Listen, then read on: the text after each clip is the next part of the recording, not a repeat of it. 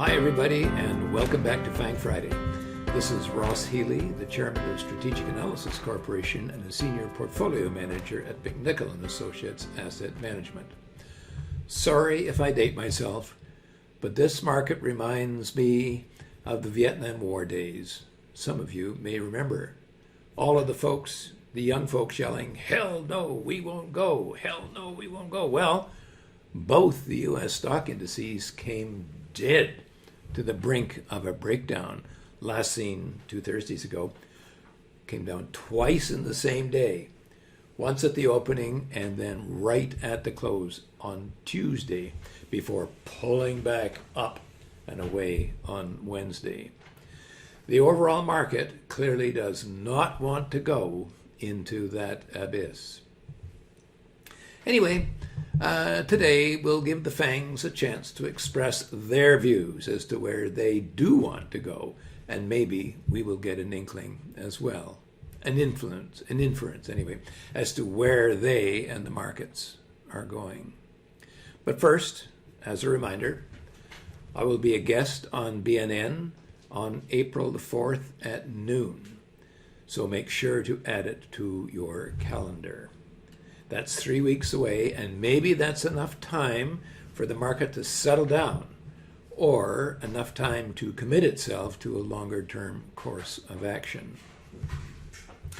Before we take a closer look at the FANGs, however, as always, I do want to say thanks to everyone who likes this video and all our subscribers.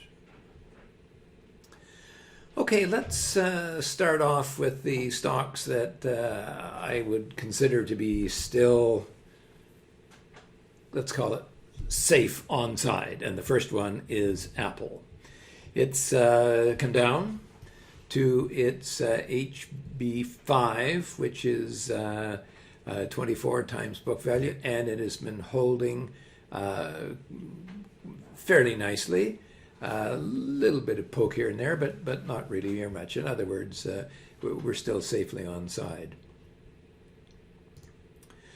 The second stock that is still what I might consider sort of safely on side, and if you like, in my Phantom FANG portfolio, would be Amazon. Now, Amazon has not exactly been a pillar of strength, but anytime it's dipped down, it's just come roaring right back. And remember, I think it was 2 weeks ago, I talked about the comparison of Amazon in this market with Walmart 20 years ago to see what actually might happen there. Okay, that's the stocks that are what I might call safely on side. Now, there are 3 stocks which are clearly in downtrends, and the first one is Alphabet. Okay, yeah, it's got a nice trend. I love the stock, and even the earnings here have picked up a little bit. The stock is not rushing to get down to support, but I would be very, very surprised if the next stop was indeed not at the MSG price. That's 5.5 times its book value. Netflix. Well, Netflix has not only clearly broken support, and actually, do you see that? Look at it. It broke support and then rallied back, and a perfect breakdown pullback. And now I think it is heading down, and I think that the bubble price should be the next stop. You might remember a couple of years ago when Netflix was down here again, the bubble price was the level that held and gave us a buy on Netflix at that time. Meta, well, Meta just continues to drift on lower. Meta, this was quite interesting. First of all, we had that enormous gap, this big drop here. But there was no attempt of the stock to kind of pull back and maybe try to close that gap. It just drifted on lower, broke down, tried to rally, but is still heading lower. Curiously enough, of course, Meta also happens to be the cheapest of all of the FANGs. Finally, next rather, sorry, is NVIDIA. And we've taken a look at that stock in the past before. And certainly an interesting potential here, but the stock has broken. It's pulled back. It looks very much to me as if it wants at least to drop one notch further to its HB3. Microsoft. Well, Microsoft has just broken support at the HB2, which is 12 times book, for the second time. I have to tell you that it broke once and then came back nicely on side.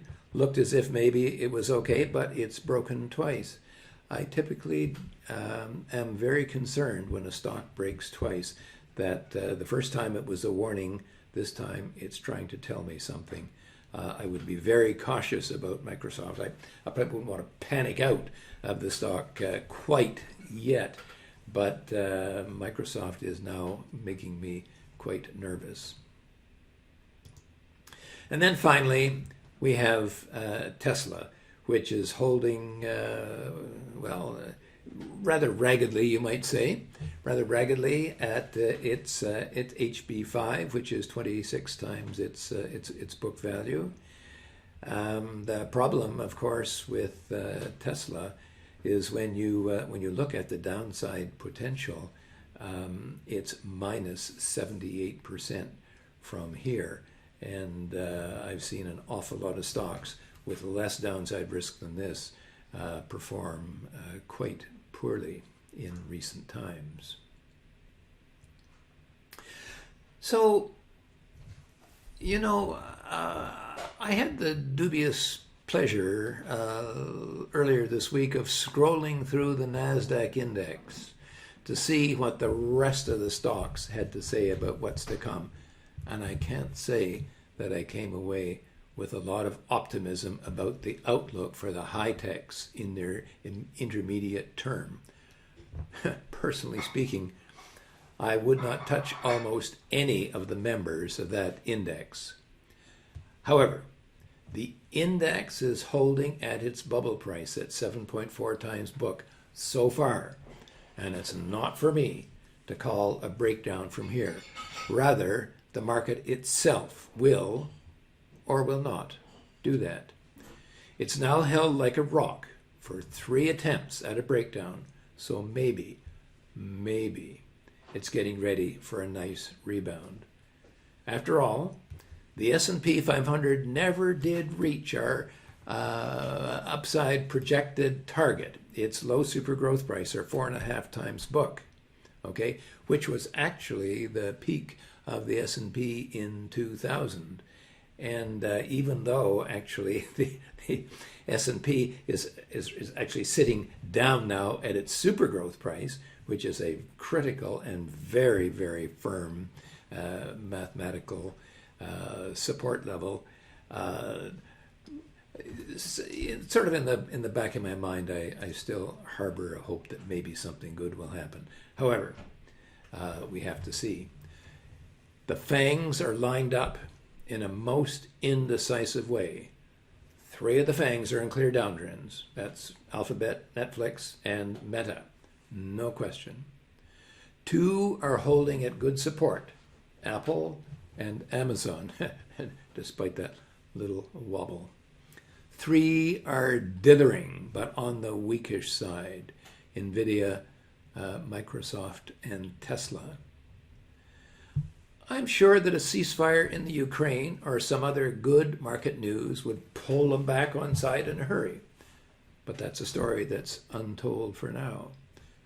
Perhaps if the Fed pulls back from its threat to increase rates by 50 basis points, maybe that'll help. And for that matter, a complete rescission of any increase back to 0 could be viewed quite favorably. Again, at least for the time being. So let's not give up hope yet.